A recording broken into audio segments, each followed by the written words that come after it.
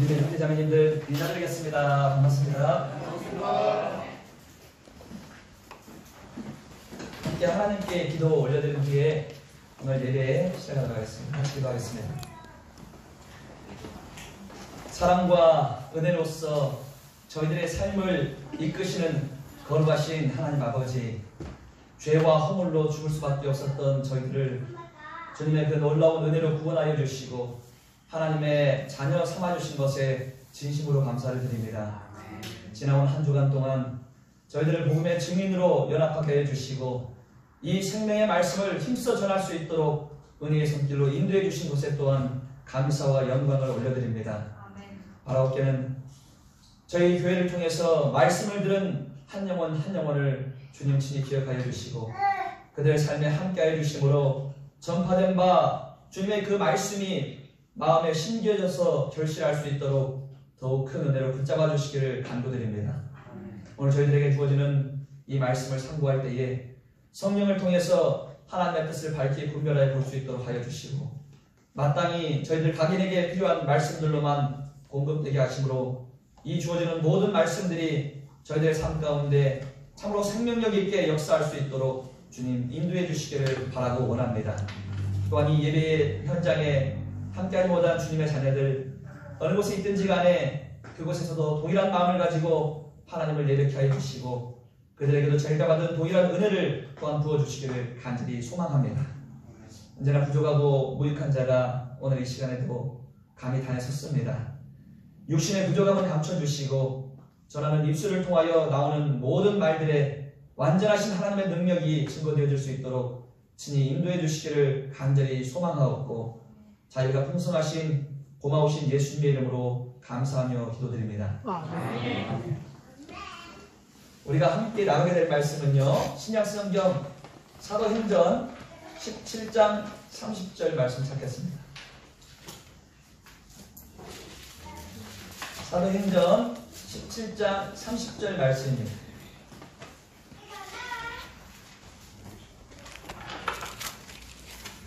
사도행전 17장 30절로 34절까지 말씀. 30절로 34절까지 말씀. 제가 한 절, 성도님들 한 절 교독해서 읽어 내려가도록 하겠습니다. 17장 30절부터 교독하겠습니다. 제가 먼저 읽습니다.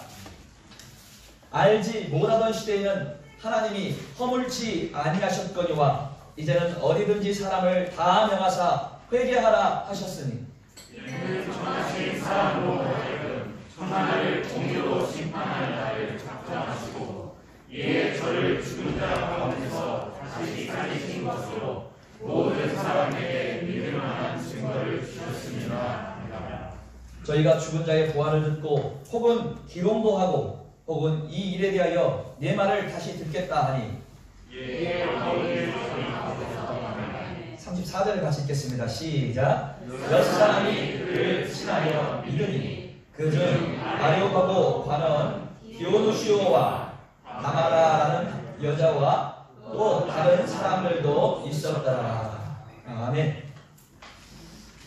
지난 15일부터 4박 5일 동안 다사랑교회에 복음 전도 집회가 있었습니다. 당신을 위한 성경 세미나라는 타이틀을 걸고 했었죠. 우리 성도님들 음으로 약으로 정말 수고를 많이 하셨어요. 그래가지고 혹시 몸살 나실 성도들 없나 걱정을 되게 많이 하면서 기도를 했습니다. 정말로 한 마음으로 연합해서 이렇게 수고와 헌신을 해주신 성도님들의 모습을 보고 큰 감동을 받고 또 하나님 앞에 감사가 되는 그런 시간이었습니다. 아마도 집회 기간 내내 동참 못하신 분이라 할지라도 삶의 현장에서 동일한 마음으로 같이 기도해 주신 성도님들 계실 줄로 압니다.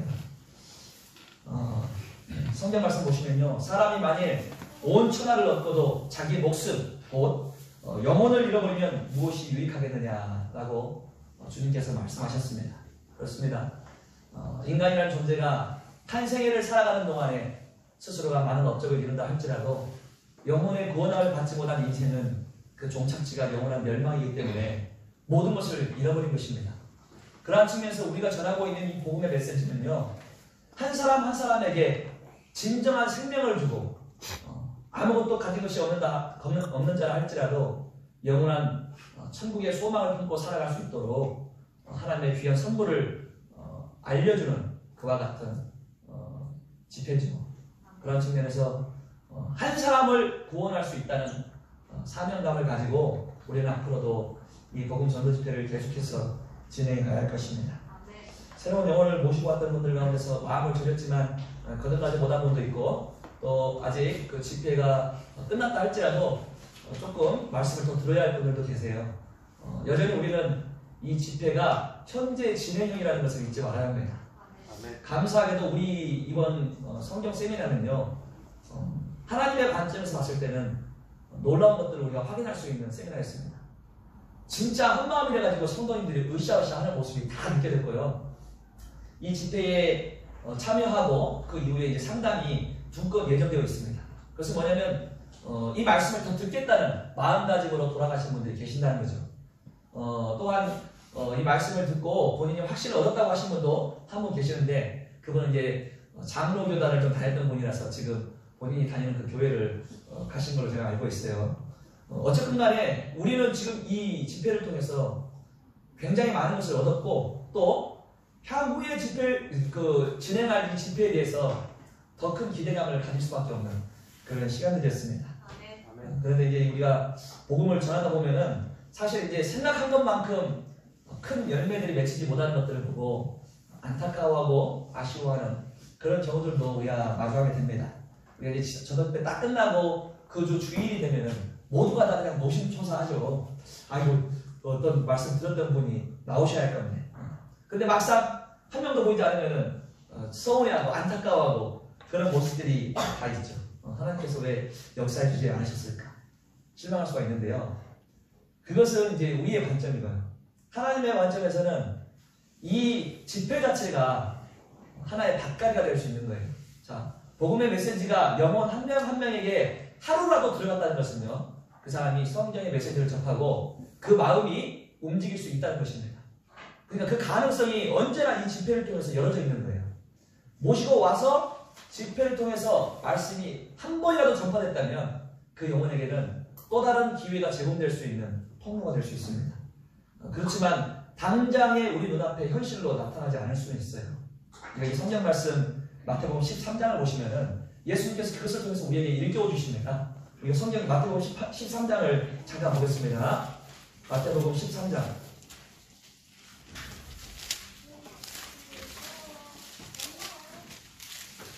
오늘 근데 제가 나와가지고 되게 기쁨이 넘쳤던 게 뭐냐면, 저기 오늘 나왔는데요.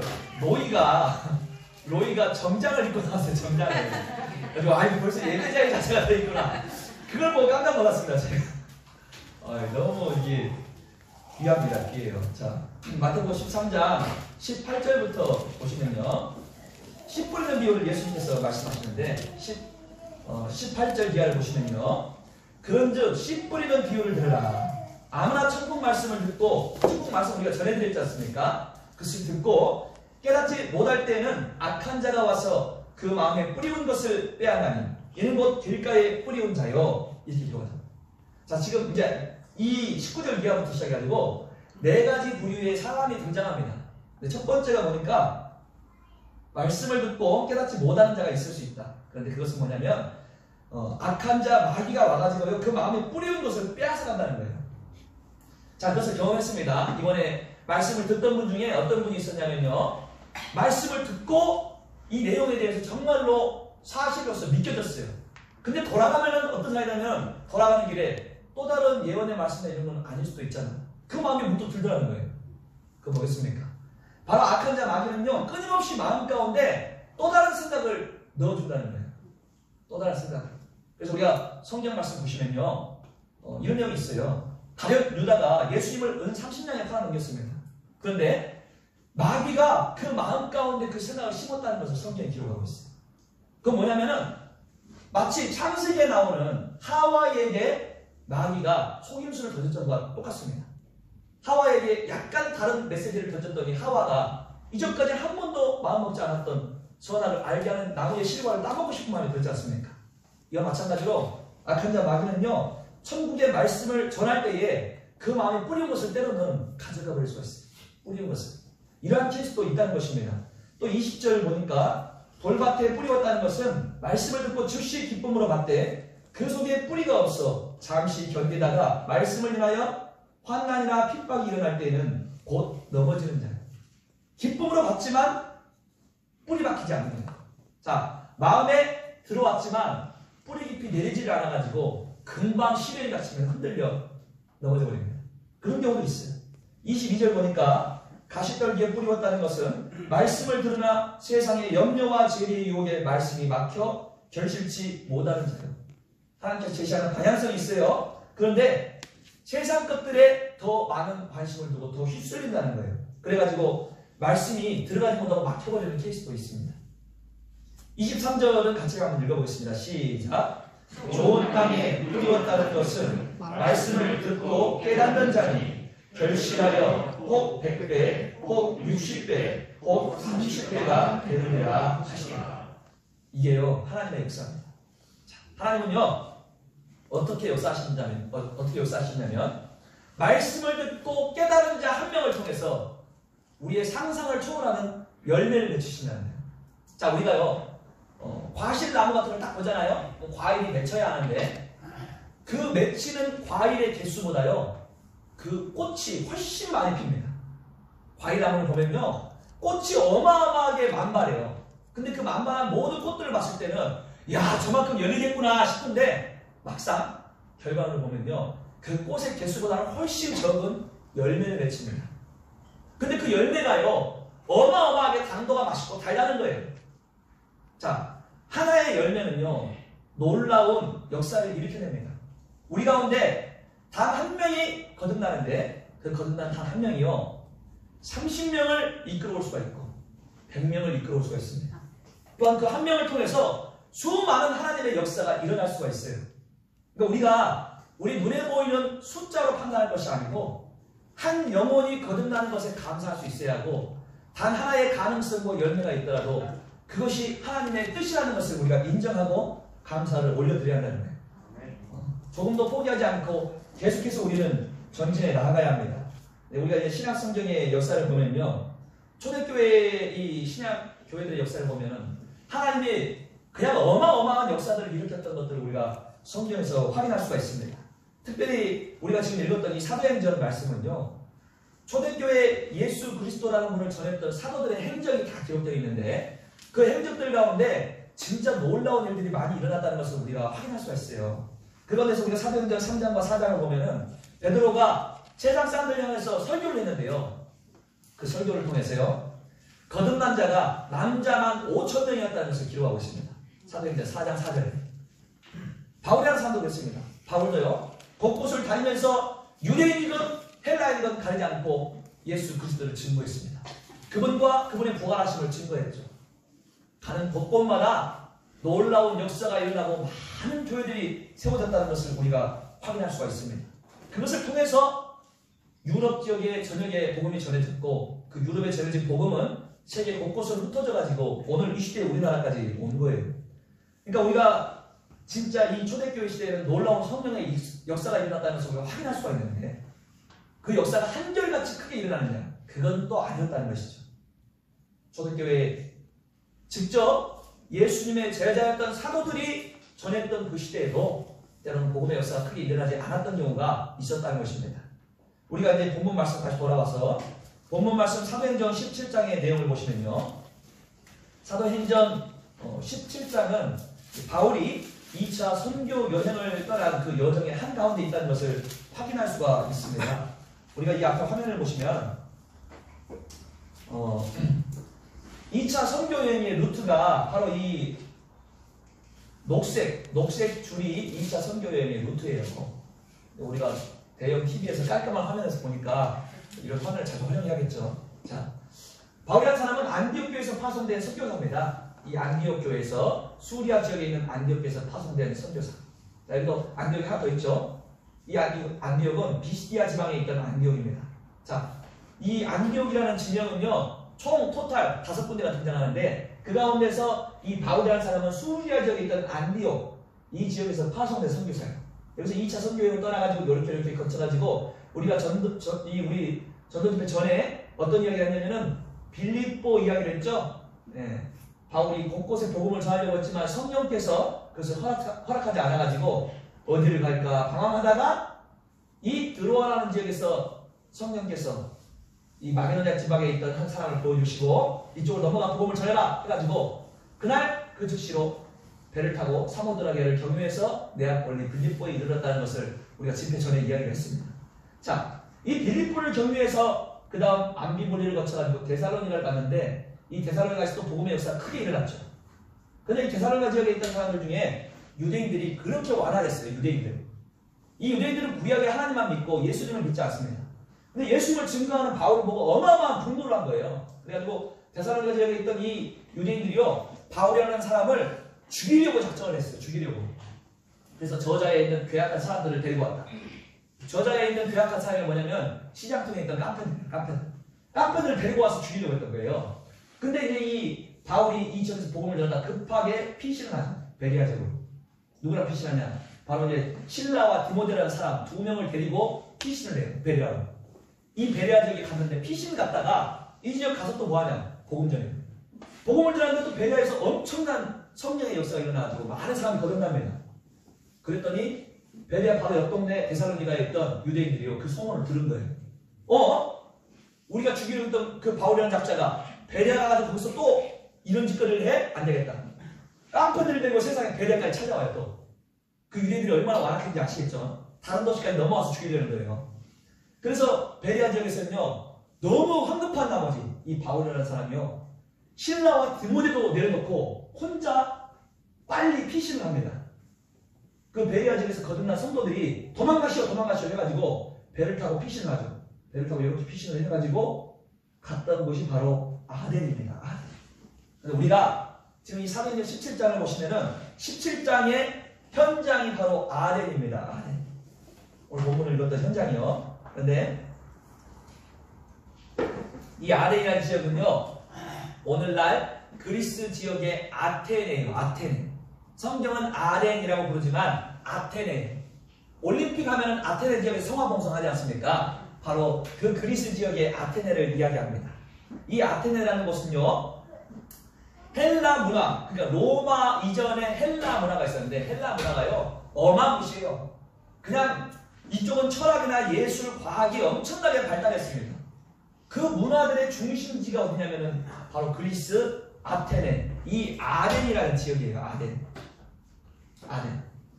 요 아덴이라는 지역은요, 오늘 이 시대에도 철학을 공부하는 사람들이 공부하면서 배우는 이름들, 그 이름의 모든 사람들이 다 여기에 들어가 있는, 여기서 태어났던 사람들입니다. 소크라테스, 플라톤, 아리스토텔레스 다 이 아덴 지역에서 자신들의 철학 사상을 펼쳤던 그와 같은 지역이에요. 이 지역이 얼마나 독특하냐면요, 이 아덴이라는 지역은요, 로마 사람들이 이 지역을 이제 로마의 문화로서 바꾸려고 했는데 우리가 그걸 알아야 돼요. 그레코 로만이라는 표현이 있습니다. 그레코 로만. 그건 뭐냐면 그리스 로마 문화라는 뜻이에요. 우리 레슬링 하면 그레코 로마 형 있죠. 그레코 로마 형 레슬링 거 있습니다. 그 어떤 종목 중에 그게 뭐냐면 바로 이쪽에서 그리스 로마 쪽에서 했던 레슬링이라는 거예요. 그런데 로마는 그냥 로마라고 부르지 않고 그레코 로만이라고 부릅니다. 그리스 로마. 왜냐? 로마 사람들이 그리스의 어마어마한 그 문화들을요, 제거해버리지 못하고 자신들이 융화되어버려요. 흡수돼요. 그러니까 그리스의 철학 사상과 문화적인 사상, 그 다음에 과학적인 것, 예술적인 것이 얼마나 뛰어났던가 로마 사람들이 거기에 매료가 됩니다. 그래가지고 아덴이라는 지역만 들어오면은 이쪽에 있던 문화들을 흡수하고 싶어서 난리를 쳐요. 와, 기가 막히네.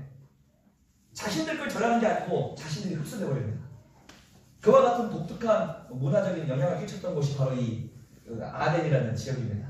근데 이 지역을 가보시면요, 헬라 지역의 이 신전들이 정말 많습니다. 신전들이. 그러니까 이 아테네를 여행해 보신 분들은 아시겠지만 그 당시에부터 존재했던 그 신전들이 굉장히 많이 세워져 있어요. 실제 이 당시에 있었던 문헌들을 보면 깜짝 놀랍니다. 얼마나 신전이 이렇게 많았냐면요, 그리스 아테네 지역을 가면은 사람보다 신전이 더 많다, 이런 말이 있어요. 그만큼 신전이 많아요. 신전이라는 건 뭡니까? 신을 섬기는 전, 신을 섬기는 공간입니다. 여기는요, 공공장소만 되면 무조건 신전 하나씩 다 넣어요. 신을 섬긴다. 신의 개수가요, 사람 손가락으로 셀 수가 없습니다. 너무 많아가지고.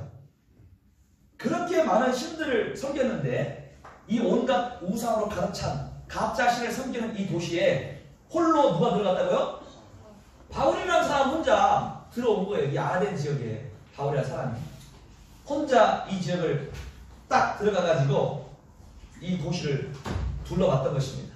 둘러봤는데 바울이 어떤 마음이 들었냐면은 16절 말씀 볼까요? 17장 16절 말씀 보겠습니다. 16절을 같이 읽어보겠습니다. 시작. 바울이 아덴에서 저희를 기다리다가 온 속에 우상이 가득한 것을 보고 마음에 분하여.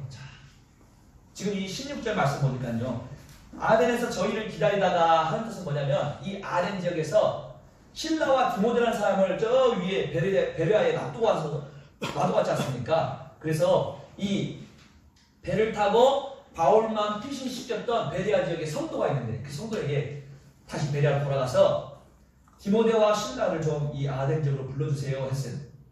그래가지고 그 배로 같이 왔던 베레아 지역의 성도가 알겠습니다 하고 올라갔어요. 저 위에 베레아로.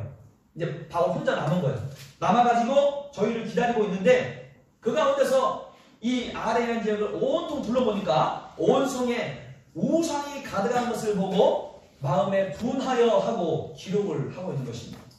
마음에 분했고. 오늘 이 시대도 마찬가지예요. 이 시대도요, 우리 눈에 우상 없는 것 같죠? 온통 우상 천지입니다. 자, 성경은요, 돈을 사랑하면 일만하게 뿌리가 된다고 말하고, 이 돈을 쫓아 사는 사람들에 대해서 어떤 면에서 그것을 우상을 숭배하는 것으로 표현을 하고 있어요. 사실은 이 시대에도 얼마나 많은 물질 만능주의 세상입니까? 돈 쫓아가고, 나의 물질 쫓아가고, 나의 성공을 기대하고, 나의 무슨 이뤄놓은 업적 같은 것들을 추구하는 사람이 굉장히 많습니다. 그리고 때로는 나의 가족과 내 자녀가 나의 우상이 되는 경우도 많죠. 이와 같은 우상들은요, 눈에 보이는 그냥 형태가 있는 우상이 아니고 우리 마음 가운데 하나님이 없는 수많은 내 추구하는 삶의 방향성이 다 우상이라는 거예요. 근데 이 바울이라는 사람이 아테네를 갔더니 이 아테네 지역에 그렇게 신전이 많고 우상이 많았다는 거예요. 자, 사람들이요, 신전 한번 보고 우상 한번 보잖아요. 혀를 내둘러요. 감탄해요. 큰 크기로 신전을 지어놓고요, 기둥 하나가 어마어마한 크기입니다. 그렇게 멋진 신전들을 만들어놓고 우상을 다 조각을 해놔요. 그럼 감탄을 안 할 수가 없습니다. 심지어는 교회 다니는 기독교인들도 그리스 지역 가면은요, 신전 옆에서 기분 좋다고 사진 찍는다니까요. 근데 바울은요, 다른 입장이에요. 이 바울이라는 사람은 그 많은 신전과 멋진 그 조각 작품들을 보고 이야 하면서 감탄하는 것이 아니고 16절 후반 보니까 우상이 가득한 것을 보고 마음에 분했다 하고 기록을 하고 있습니다. 자, 바울이라는 사람이 신전의 그 아름다운 조각들을 즐길 수 없는 사람이었을까요? 자, 이 그리스 지역에 있는 문화들을 즐길 수 없는 사람이 아닙니다. 이 바울이라는 사람은요, 로마의 시민권자입니다. 로마 시민권자.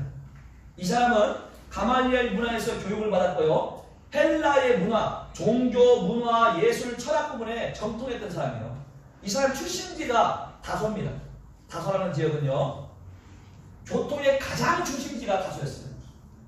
그러니까 로마 지역 울타리 안에 있던 수많은 문화적인 것들이 다 다소를 통과해서 왔기 때문에 이 다소 지역 출신들은요, 엘리트가 굉장히 많았습니다. 근데 바울은 그 엘리트 중에서도 정통 코스를 밟았던 사람이에요.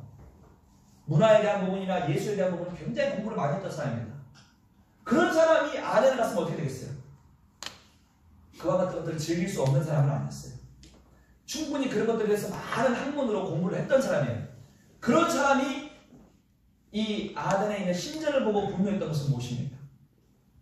바울 눈에는요, 그리스도가 없는 멸망으로 가고 있는 사람들이 이와 같은 우상을 섬기는 방향으로 가고 있다는 것 자체에 분명한 거예요. 분명. 세상에서 이와 같은 놀라운 문화에 꽃을 피우는 사람들이 전부 다 우상만을 바라보고 바라보고 살고 있다는 거예요. 수없이 많은 우상. 이거에 대해서 마음의 분노를 한 것입니다. 지금 이 분노했다는 것은요, 헬라어 원어 그대로 보면요, 파로크스노라고 합니다. 파로크스노. 뭐냐면 실제로 성이 많이 났다는 거예요. 분노가 치밀어 올랐다는 것입니다. 그와 같은 상태가 이 바울의 마음 가운데 있었어요. 하나님께만 영광을 올려드려야 하는 사람들이 수많은 셀 수도 없는 우상들을 바라보고 그것을 동경하며 살고 있는 것을 보고 분노가 치밀어 오는 것입니다. 근데 바울은 이제 그들에게 복음을 전하기 위해서 관습대로 가는 곳이 있어요. 우리가 사도행전의 기록들을 좀 훑어보면요, 바울이라는 사람뿐만 아니고 초대교회 복음을 전했던 사람들은 루트가 뭐냐면은 새로운 지역에 복음 전할 때 무조건 가장 먼저 찾는 곳 두 군데가 있습니다. 그게 뭐냐면은 유대인의 회당과 그 다음에 시장통이에요. 시장통. 성경은 거기를 저자라고 표현하죠. 그러니까 유대인의 회당은 왜 들어가냐? 유대인의 회당 하면은 구약 성경을 믿고 있는 유대주의자들이 있어요. 구약 성경을 믿는다는 건 뭐냐면요, 하나님을 알고 있다는 거예요. 하나님은 아는데 구원자 예수 그리스도를 모르고 다니고 있던 사람들이 다 이 유대인의 회당에 있었습니다. 그렇기 때문에 예수님을 증거하기 위해서 거기를 가장 먼저 갔고, 또 시장통을 갔어요. 왜냐? 시장통은 복음 전하기 가장 좋은 장소. 사람들이 많이 그 지역으로 왕래를 하지 않습니까? 그 시장통에서 그런 것들을 전한 거예요. 그래서 우리가 17절 말씀 보시면 17절 같이 한번 읽겠습니다. 17절 시작. 회당에서는 유대인과 경건한 사람들과 또 저자에서는 날마다 만나는 사람들과 결론하니. 지금 이 회당과 이 유대인의 회당과 또 저자가 표현되어 있습니다. 저자. 회당과 저자가 이렇게 표현이 되어 있는데, 잠깐만요. 지금 요 앞에 화면을 잠깐 띄워드리겠습니다. 이제 우리가 이 지역을 실제로 가서 확인을 해봐야 합니다. 바울이 이 지역을 어떻게 바라봤는가를 우리가 지도에서 실제로 봐야 하는데, 봐보시면은 여기가 바울이 지금 회당에서는 유대인과 경건한 사람들과 또 저자에서는 하고 표현하죠. 그 저자가 바로 여기에요. 진짜 바울이 섰던 곳입니다. 여기가 바로 그리스 아테네의 아고라라고 하는 지역이에요. 아고라. 아고라는요, 시장이라는 뜻입니다. 시장. 그러니까 이 아테네에 있던 시장이 어디냐면요, 시장 입구가 바로 여기에요. 여기 입구. 지금 바울이 이쪽으로 들어온 거예요. 들어왔어요. 이 시장통 안으로 들어왔는데 유대인의 회당도 들어갔다고 했죠. 유대인의 회당에 누가 있었냐면 유대인과 경건한 사람들이 있었다고 17절에 기록하고 있습니다. 이 경건한 사람들은요, 유대인은 아니고 헬라인, 그러니까 이방인들이에요. 이방인들이지만 구약 성경을 믿고 하나님을 알게 된 거예요. 그러니까 원래 정통 유대인들과 구약 성경을 믿고 있는, 하나님을 믿는 이와 같은 이방인들이 이 회당에 있었다는 거예요. 그래서 이 사람들에게 예수님만 전하면은 거듭날 수가 있으니까 거기를 들어갔죠. 그리고 나서 그 뒤에 또 저자에서는 날마다 만나는 사람들과 변론을 했다 그러죠. 이 지금 지역이, 제가 좀 화면을 돌려보겠습니다. 화면을 돌려보면, 자, 바울이라는 사람이 지금 요 입구, 요 다리강에 있는 여기 다리를 딱 통과해서 이 아고라 시장통 이 입구로 들어섰단 말이에요. 들어섰는데 여기 전체가 지금 아고라, 여기 성경에서 말하는 저자라고 불리는 곳입니다. 아테네의 시장통은 독특합니다. 뭐가 독특하냐? 거기는요, 강단이 있어요. 강단. 연설할 수 있는 강단이 있습니다. 그 강단에 딱 서가지고 내가 믿는 철학 사상은 이렇습니다. 내가 믿는 신은 이런 분입니다 하는 것을 외칠 수가 있었어요. 그 사람들이 자기가 믿고 있고 자기가 알고 있는 정보들에 대해서 잘난 척하고 싶은 사람이 엄청 많았습니다. 이 지역은 철학의 중심입니다. 그래서 철학이 뭐예요? 인간을 탐구하고 때로는 신을 탐구하거든요. 그런 사람들 중에 공복계나 한 사람들 다 이 아고라에 몰려드는 거예요. 저자에 몰려들어가지고 딱 강단 무대에 서가지고, 여러분들이요, 들으시옵소서. 내가 믿는 이 신은 이런 존재입니다. 그리고 나는 이러한 철학 사상을 가지고 있습니다. 다 외치는 거예요. 바울이 거기를 간 겁니다.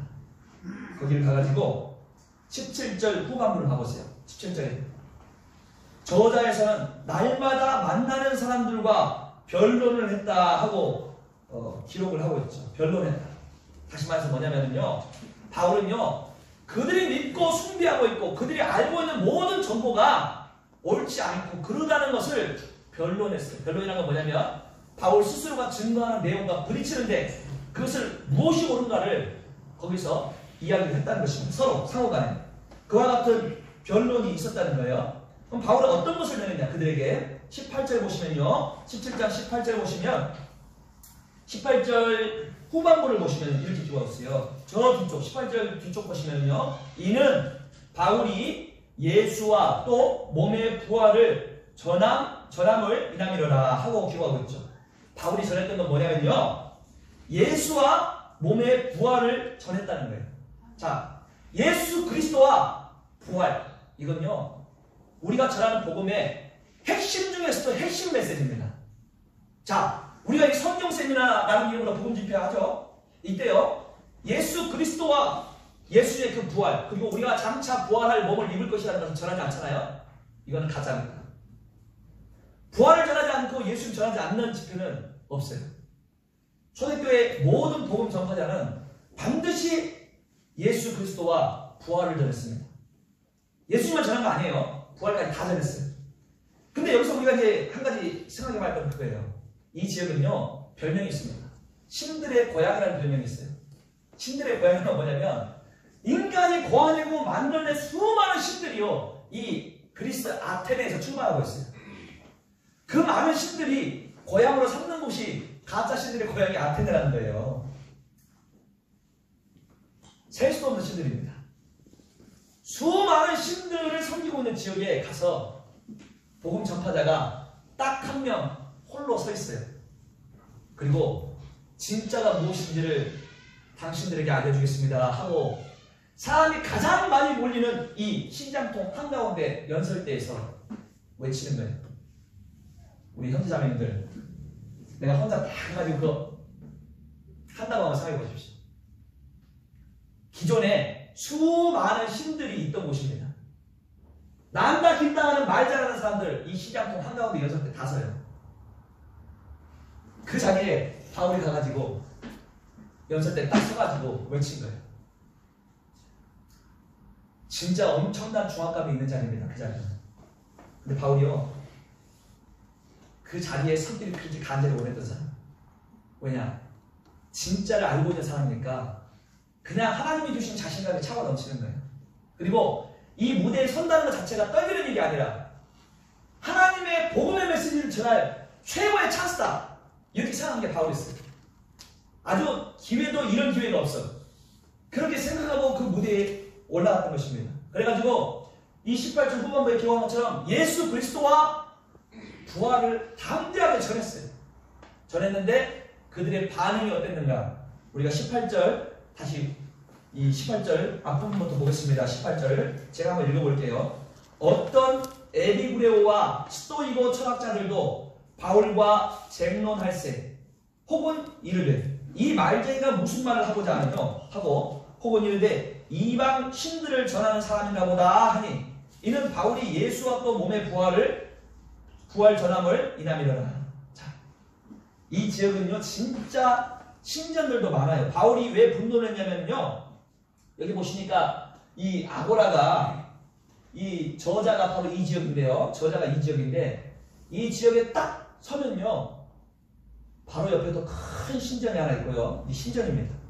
그런데 이것도 신전인데 여기 서가지고 보면요 이 아테네라는 지역은요 위로 솟아있는 이 돌산 같은 것들이 있어요. 이렇게 땅에서 보면 높은 이 산같이 돌산이 있는데 여기 위에 신전이 하나 둘 이쪽에 신전이 있습니다. 곳곳에 신전이 있는 거예요. 한마디로 이 신장통에서 곳곳을 들어보면 다 신전이 있어요. 그것들을 섬기고 있던 사람들이 이 신장통에서 바울과 만나가지고 부딪혔는데 바울이라는 사람이 외쳤던 대상이 누구였냐면 18절 보니까 어떤 에피구레오와 스토이고 철학자들이 있었다고 했죠. 이 에피구레오와 스토이고는 뭐냐면은 철학을 공부하신 분들은 압니다. 에피쿠로스 학파, 그 다음에 스토아 학파, 이 학파들이 있어요. 그 당시에 양대 산맥이었습니다. 이 에피쿠로스 학파는요 사람은 이 땅 살면서 마음껏 쾌락 즐기고 살아야 돼. 야 다음 세상 없어. 살아있을 때 마음껏 즐겨. 이러는 거예요. 스토아 학파는 뭐였냐면요 이 사람들은요 모든 것이 다 신이라고 생각했어요. 모든 것이 다. 이 범신론주의자들입니다. 야, 절대자도 자연계 속에 깃들어 있는 것이고, 야, 모든 게 다 신이야. 수많은 신들을 섬겼던 그와 같은 범신론주의자들이 스토아 학파였어요. 이 사람들 관점에서 봤을 때에 바울이 어떻게 보이냐면, 그 뒤에 보니까 에피구레오와 스토이고 철학자들도 바울과 쟁론할 때, 그들도 바울과 지금 쟁론을 했다는 거예요. 그런데 그들이 어떻게 생각했냐? 혹은 이런데 이 말쟁이가 무슨 말을 하고자 하느냐? 이러고 있다는 거예요. 자, 이 철학자들이요, 바울을 보고, 야, 이 말쟁이가 지금 뭐뭐 하고 있어? 이러고 있어요. 말쟁이가. 이 말쟁이라는 말은요, 좋은 말이 아닙니다. 이 말쟁이 뜻이 뭐냐면요, 헬라어로 찾아보시면요, 스페르모로보스라고 부르고 있어요. 이게 어떤 뜻이냐면은, 다시, 이 밭고랑이 있어요. 밭고랑에 다 추수를 했는데, 추수한 뒤에 간 사람이요, 남은 이 떨어진 그 이삭들 있죠. 그걸 몇 개를 주워가요. 주워가지고 집으로 가지고 와요. 가지고 오는데 정리도 안 해놓고 그냥 펼쳐놓고 그냥 놔둬버리는 거예요. 그러니까 한마디로 뭐냐면요, 쉽게 얘기해서 여기저기에서 주워온 생각들을 짜깁게 해가지고 말하는 사람들을 말쟁이라고 말합니다. 여기저기서 이삭 줍듯이 이 철학 사상, 저 신사상, 요 사상 다 짬고 해가지고 말하는 사람으로 생각하고 있는 거예요. 바울을. 이것저것 여기저기서 주워드는 건 많아가지고 저 말쟁이가 지금 무슨 말하고 있어? 지금 그런 생각을 가지고 있었어요. 에피쿠로스 학파와 스토아 학파 사람들. 그래서 한마디로 이 사람들이 봤을 때는 바울이 정말로 뭐라고 하냐면은 올바른 걸 전한다고 생각하기보다는 진짜 허황된 것들을 막 이것저것 섞어놨다, 이렇게 생각을 했습니다. 근데 그 뒤에 보니까 또 다른 사람들도 있었어요. 혹은 이르되 이방신들을 전하는 사람인가 보다 하니, 또 어떤 사람들은요, 이방신을 전하는 사람인가 보다 이런 생각이 있어요. 여기 수많은 가짜 신들이 있다고 했죠. 그러니까 새로운 신을 지금 유입시키는 사람으로 착각한 거예요. 그래서 야, 여기 신 많은데 뭔가 또 새로운 신 들고 들어왔나 보다, 쟤는 또 무슨 신을 얘기하나 한번 들어보자, 그런 생각 가진 사람들도 이 가운데 있었다는 것입니다. 한마디로 이 그리스 밖에 있던 어떤 새로운 신, 그 신에 대한 정보를 알려주고 전하려고 하는 사람으로 생각을 했다는 거예요. 그러니까 지금 이 철학자들, 에피쿠로스 학파와 스토아 학파 철학자들, 그리고 또 다른 사람들 있잖아요. 이상한 신을 좀 들고 들어왔구만, 이런 사람들 있죠. 요 세 부류가 바울을 팔짱을 딱 했어요. 팔짱을 떼가지고, 야, 이리 와. 너 이리 와가지고 네가 지금 전하는 그 신 우리가 한번 테스트를 해볼게. 그 신이 어떤 신인가, 얼마나 위대하고 얼마나 힘이 강한가 한번 테스트를 한다. 이 아테네라는 지역은요, 독특합니다. 뭐가 독특하냐면, 이 지역은요, 여기 보시면요, 여기 지금 이 신장통 입구라고 했는데, 요 입구 옆에 길이 있습니다. 길, 제가 확대를 좀 해드릴게요. 요 길을 타고 쭉 들어와가지고, 길 타고 들어와서 요 신장통에서 이제 연설을 하다가 그 사람들이, 그 철학자들과 너 무슨 신들 들고 왔어? 그랬던 사람들이 팔짱을 딱 깨가지고 이리 와, 데리고 가요. 어디를 데리고 가냐? 요 길을 따라서요, 여기 길이 있죠. 큰 길을 쭉 따라서 올라가요. 올라가면은 뭐가 나오냐? 요 길 따라가 볼게요. 따라서 쭉 올라가면요, 여기 이제 길이 요 언덕까지 올라오죠. 그리고 여기 또 길이 하나 더 있어요. 이 길을 딱 타고 올라와가지고 여기 와요. 여기가 어디냐? 여기가 바로 아레오바고 광장입니다. 그리스 아테네 지역에서 가장 중요한 자리입니다. 이 자리가. 아레오바고 광장은 어떤 자리냐면요, 이곳은 아테네 지역에 있던 철학을 수호하는 법정이 있었습니다. 이 법정의 위력이 얼마나 강력하냐면요, 이 지역은요, 민사사건, 형사사건 다 여기서 재판해요. 전부 다. 뿐만 아니고 외국에서 들어오는 무슨 신들이 있습니까? 그러면은 그들의 철학 사상으로 검증을 해요. 그 신이, 새로 들어오는 그 신이 지금 기존에 있던 신들을 모욕할 건지, 모욕 안 하고 그 사이에 낄 건지, 얼마나 위대한가 다 테스트 한다는 거예요. 자신들이 가지고 있는 그 신들 사이에 어깨를 나란히 할 수 있는 신인지 테스트를 하는 곳이 이곳이에요. 거기를 데리고 오는 거죠. 바울을 데리고 와가지고 이 길을 타고 올라와서, 길을 타고 올라오면 이쪽 언덕을 살짝 올라오면 이제 여기 딱 서가지고 거기에서 이제 그 법정에 선 거죠. 법정에서 근데 여기 있던 사람들이 아테네 지역에서 손꼽히는 철학자들 30명이 있었는 거예요. 법정의 그 위원들입니다. 위원들. 그 30명들이 테스트를 하는 거예요. 얼마나 네가 들고 온 신이 강력한가 알아보겠다. 지금 여러분들 한번 생각해보세요. 성도님들. 자, 그 수많은 신들을 섬기는 신들의 고향인 지역입니다. 그 지역에요. 하나님과 예수 그리스도를 전하는 바울 한 사람이, 번역자들도 없어요. 한 사람이 그 아테네 지역에서 가장 철학적으로 유명한 사람들 30명들 앞에 선 거예요. 그 가운데 서가지고 바울이 이 지역에 올바른 메시지를 전한다고 말을 하기 시작하는데, 성도님들 어떻게 생각하세요?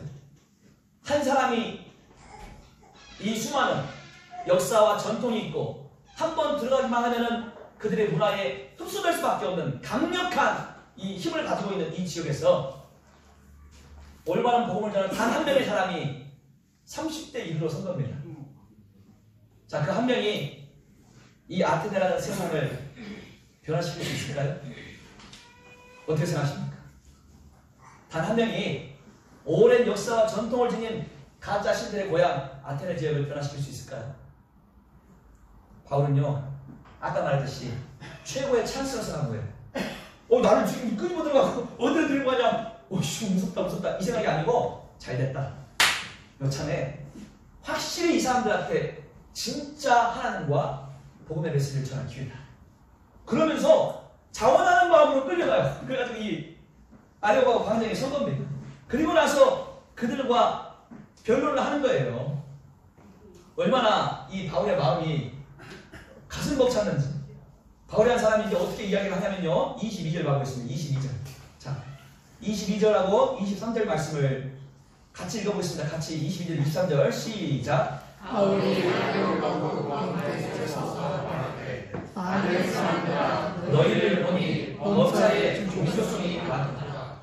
내가 두루 다니며 너희를 위하는 것을 보다가 알지 못하는 시대계라고 새긴 단도 보았으니, 그런즉 너희가 알지 못하고 위하는 그것을 내가 너희에게 알게 하려. 이 언덕 한가운데 딱 서가지고 한다는 말이요. 바울이 아레오바고 가운데 서서 지금 이 언덕 한가운데 딱 섰다는 거예요. 진짜 바울이 섰던 현장입니다. 이 언덕 한가운데 딱 서가지고 이렇게 말해요. 아레 사람들아, 너희를 보니 범사에 종교성이 많구나. 이렇게 말하고 있어요. 이게 어떤 말이냐면은, 아덴에 있는 사람들이요, 제가 이 지역에 들어왔는데 여러분들이 살아가는 모습과 행동하는 것들을 보니까, 야, 여러분들 얼마나 이 종교에 대한 열정이 강한지 제가 확실히 알았습니다. 종교성이 많다는 것을 바울이 인정해 주는 거예요. 자, 인간은 영혼을 가진 존재로서 종교심이 있다고 했죠? 사람이라는 존재는요, 절대자를 찾아 헤매죠. 자신의 인생이 나약하기 때문에 절대자를 찾아 헤매요. 그러니까 바울이 지금 이들에게 종교성이 많다는 것을 일단 인정을 해줬습니다. 야, 너희들 스스로 열심히 신을 찾아 떠나는구나. 너희들 대단해. 일단 그 이야기 하는 거예요. 그리고 나서 23절에 어떻게 이야기하냐면은, 내가 두루 다니며 너희를 위하는 것들을 보다가 알지 못하는 신에게라고 새긴 단도 보았으니, 그런즉 너희가 알지 못하고 위하는 그것을 내가 너희에게 알게 하리라. 자, 바울이 어떻게 얘기하냐면은, 제가요, 여러분들 사는 도시를 둘러보다가 한 가지 발견했습니다. 아니, 알지 못하는 신에게라고 하는 이 돌판도 새겨져 있는 그 신전도 있더라고요. 야, 여러분, 잘 됐습니다. 제가 여러분들이 알지 못하는 신이라고 했던 그 진짜 알지 못하는 참신을 제가 알려드릴게요. 그것을 지금 바울이 이야기하고 있어요. 자, 이 사람들이 알지 못하는 신이라고 표현한 이유가 뭐냐면요, 이 신전이 생기기 지금 바울이 서기 한 200년, 300년 전에 아테네에 큰 사건이 하나 있었어요. 전염병이 돌았습니다. 전염병이 돌았는데 그 전염병이 계속해서 사람들에게 퍼져나가면서 죽어가는 거예요. 사람들이. 신들의 고향에서. 아니, 이 많은 신들을 우리가 섬기고 있는데 사람들이 죽어나가는 거예요. 도대체 어떤 신이 놓였는가? 알 수가 없어요. 신이 하도 많아가지고. 이 신이 뭐였을까? 거기다가 한번 뭐 제문을 받쳐보고 요 신이 뭐였을까? 제문을 받쳐봤는데 다 소용이 없어. 혹시 우리가 알지 못하는 신이 분노한 거 아닐까? 그래가지고요, 알지 못하는 신을 위한 신전을 하나 만든 거예요. 그리고 알지 못하는 신에게 라고 써놓은 거예요.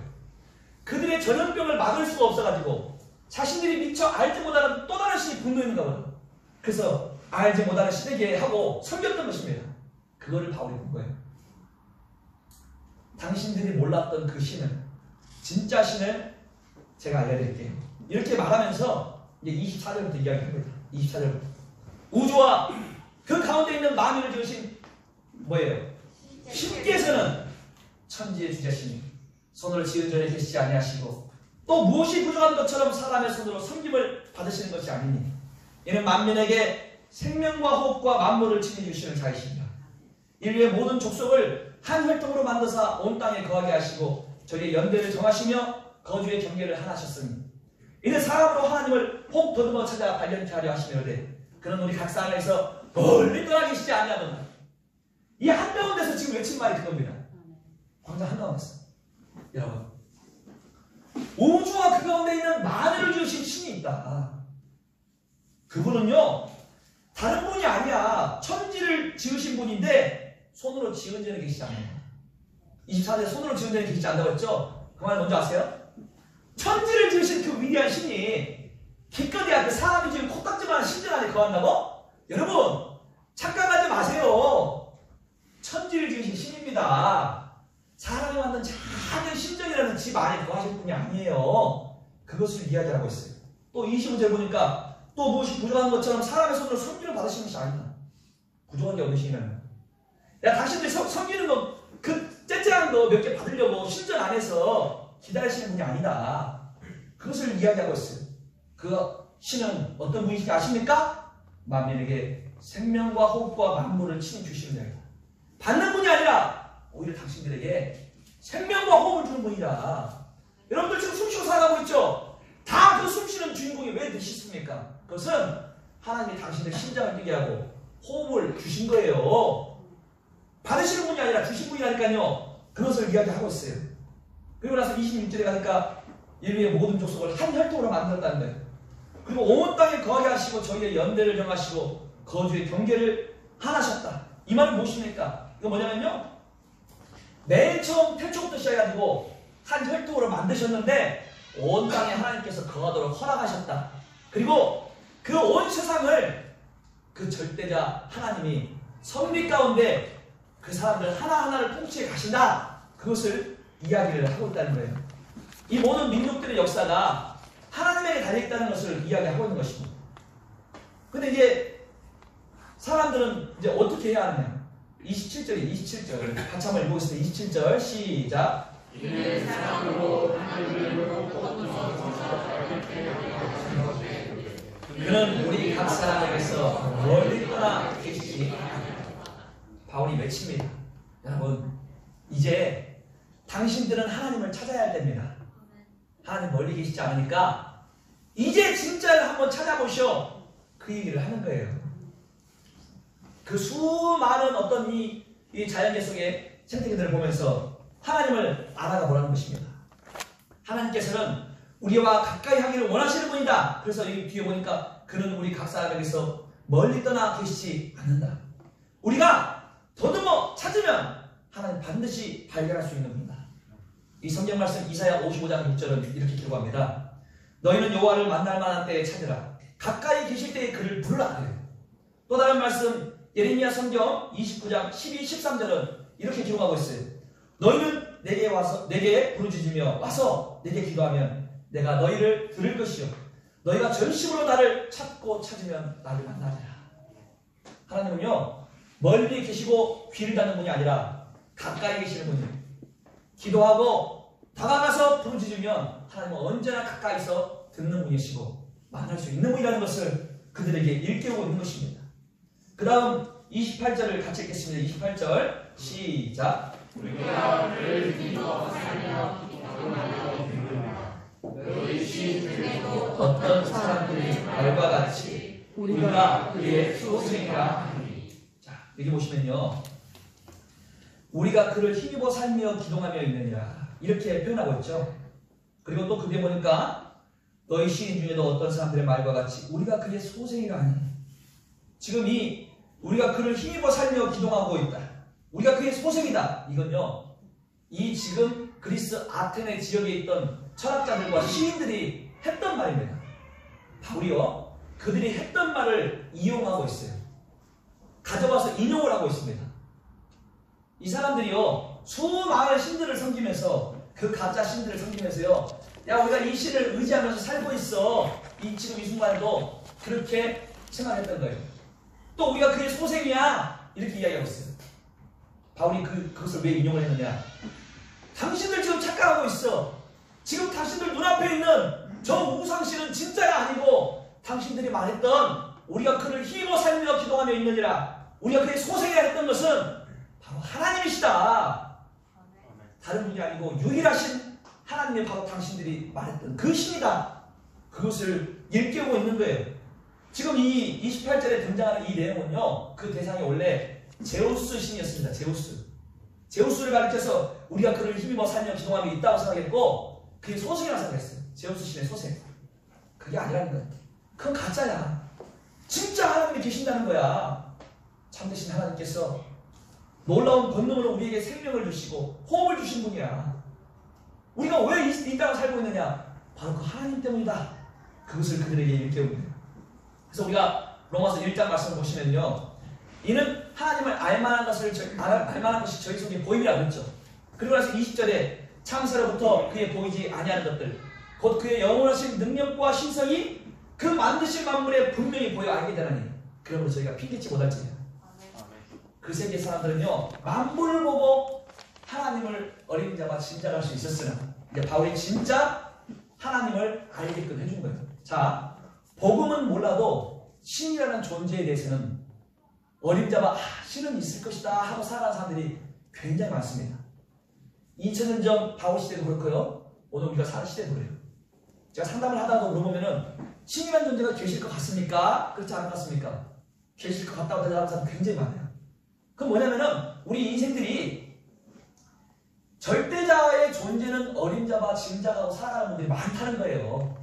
그런 분들에게 진짜 하나님에 대해서 일깨울 수가 있다는 것입니다. 우리는 바울이 지금 그와 같은 방식으로 복음을 전한 거예요. 그래서 29절 말씀, 이제 바울은 진짜 핵심으로 바로 다이렉트로 들어갑니다. 이제 29절 같이 한번 읽어볼게요. 29절 시작.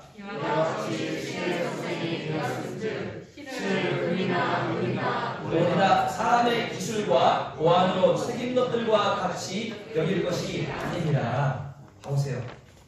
야, 우리가 그 하나님의 소생으로서 이 땅을 살아가고 있는데, 이제 그 절대자 하나님, 금이나 은이나 돌에다가 새기지 말아라. 사람 기술로 그 깎아가지고 만들어놓고 그 섬기면 되겠느냐.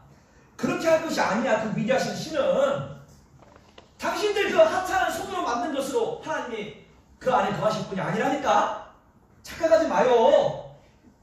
당신들 우상보다 훨씬 위대하신 분이야. 그것을 바울의 한 사람이 그들에게 외친 거예요. 한마디로요, 바울은 손에 망치만 안 들었다는 뿐이지 그들이 만들었던 우상들을 다 뽀개고 있는 겁니다. 지금 그게 무슨 거예요? 하나님이 너희들이 만든 저 조각이라고? 천만의 말씀. 그분은 더 위대하신 분이야.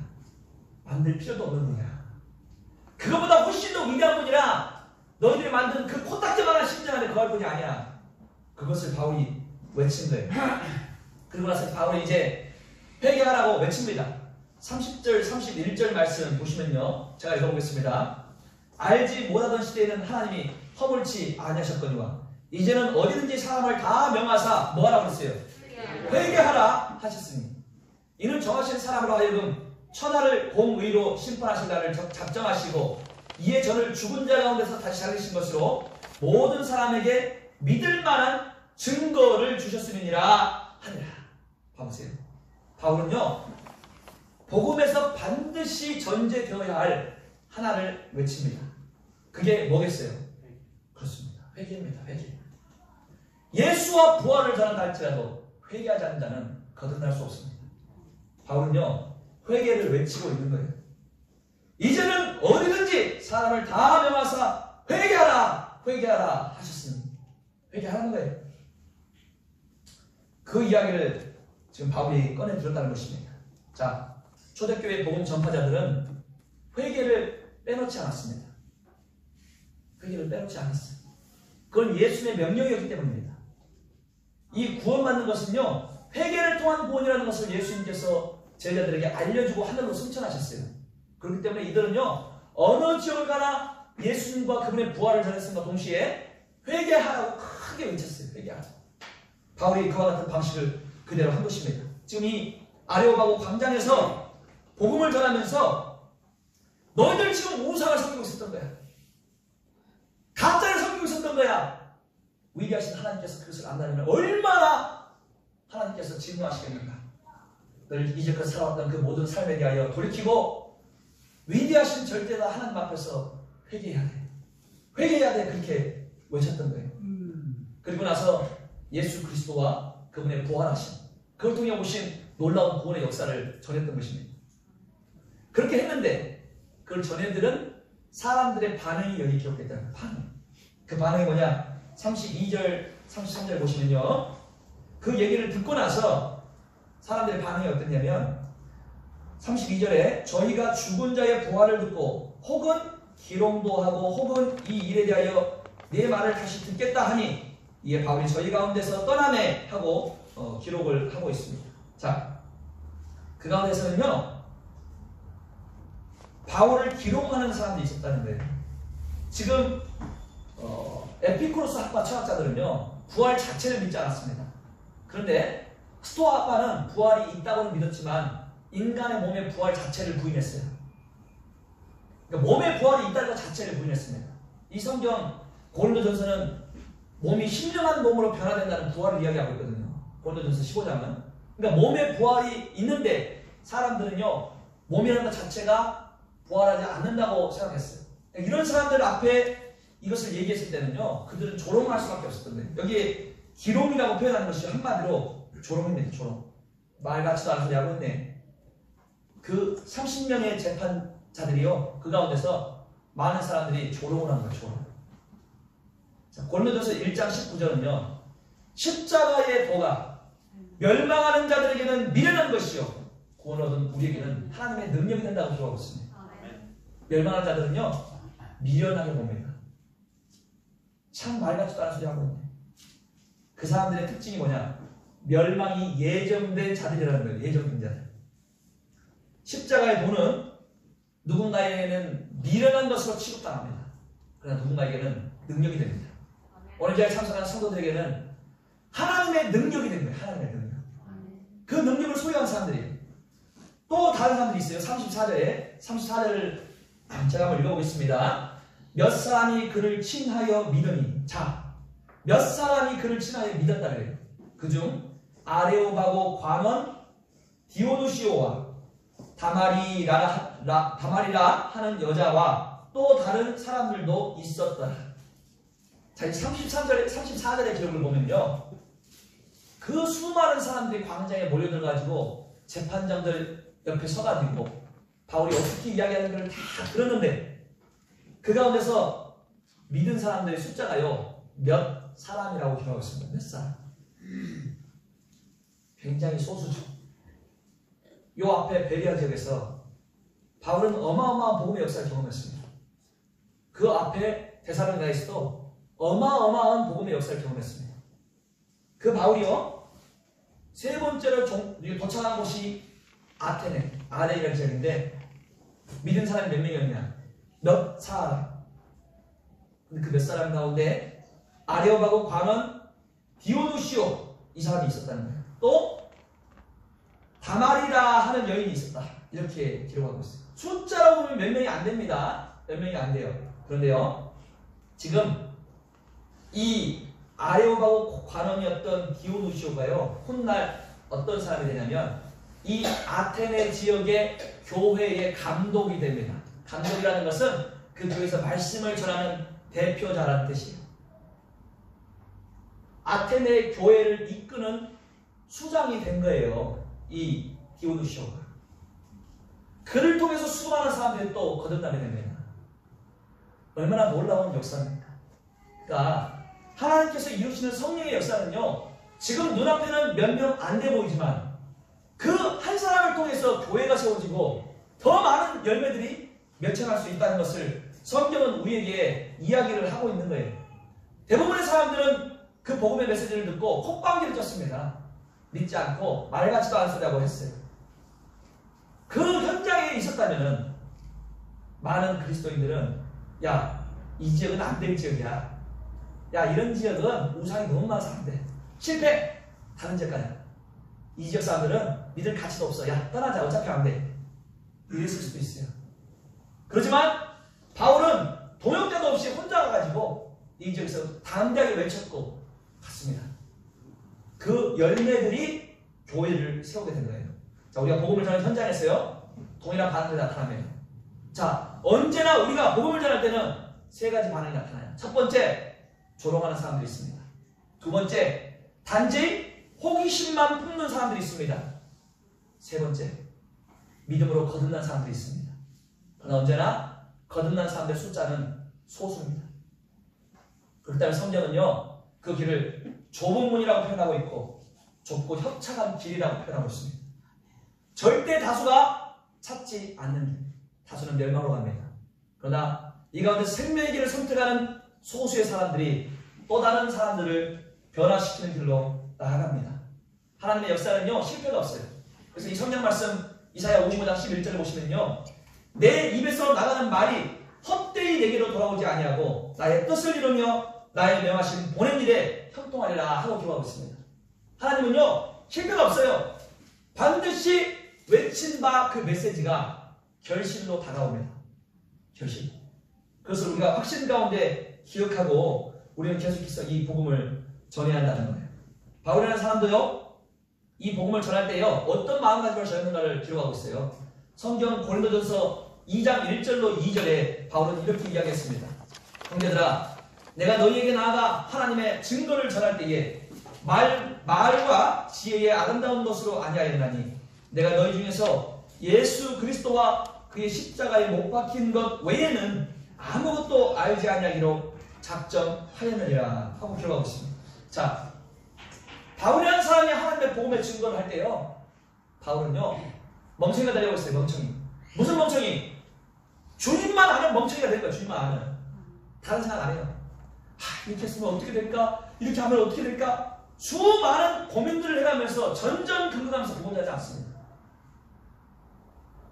전하고 역사는 성령께서 일으키시니까 나는 어떻게 하느냐? 나는 내 말에 아름다움을 하지 않고 내 지혜로 하지 않고 오직 예수 그리스도와 십자가에 못 박히신 그 예수 그리스도 외에는 아무것도 알지 않기로 나는 작정할 거야.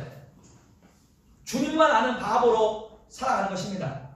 그러니까 이 복음의 메시지는요, 그 능력이 인간에게 있지 않은 하나님께 있다는 것을 바울은 인정하면서 복음을 전했다는 거예요.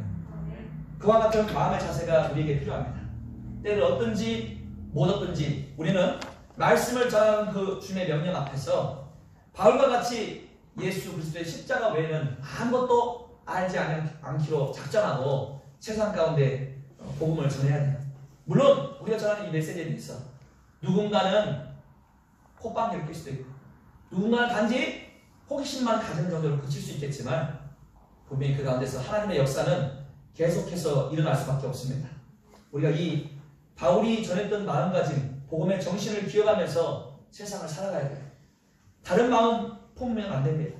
사실은요, 바울이라는 사람이 이와 같이 복음을 전하는 여정 가운데 때로는 많은 고된 힘든 일들이 있었지만 끝까지 그런 이 유럽 지역에 복음을 전했죠.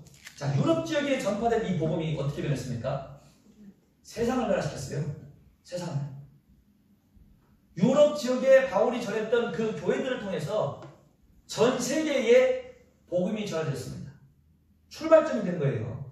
그래서 우리가 그 바울이 전했던 복음이 아시아로 넘어와서 오늘 이 대한민국이라는 땅에서 우리에게 전해졌는데 우리도 이 복음의 메시지를 수호하고 지켜내야 돼요. 그 사명감이 우리에게 있습니다. 사실 바울의 복음은 이제 이 시대에 와서 마지막 출소의 시기입니다. 진짜 마지막 때가 다 됐어요. 그와 같은 상황 속에서 우리가 이 복음을 전할 수 있다는 것은요, 더 절박함이 있어야 하고 더 큰 사명감이 있어야 한다는 거예요. 사실상 우리가 생각해보면 우리나라만 두고 보면요, 1970년대부터 1990년대까지 우리 모임에 지나온 길을 돌아보면요, 정말 하나님 크게 역사하셨습니다. 지금 우리가 모임이 조금 숫자가 줄어들었지만 훨씬 더 많은 복음의 역사가 있었죠. 이 광주 지역만 해도 수백 명이었어요. 수백 명. 진짜. 그런데 지금 그와 그만 못하고 잘 전해지지 않고 있는 현실들을 보게 됩니다. 그것들을 보면서 사람들이 뭔가 자포자기하는 모습도 있고 안 될 것 같다는 생각을 하는 경우도 있어요. 근데 냉정하게 따져봤을 때요, 시대가 악하기 때문일 수도 있지만 솔직히 말해서 복음을 전하는 사람들의 마음가짐이 바울과 같지 않아서 그런 것이 훨씬 많습니다. 전하는 자들의 마음가짐이 바울과 같은 마음가짐이 없다는 거예요. 이 시대에 살아가는 사람들. 뭐예요? 성도들이 거듭나놓고 세상의 물결에 휩쓸려 갑니다. 세상의 문화에 동화돼 갑니다. 세상 문화 속에서 내가 즐길 걸 찾아갑니다. 이것이 더 좋다고. 그러지 않아요?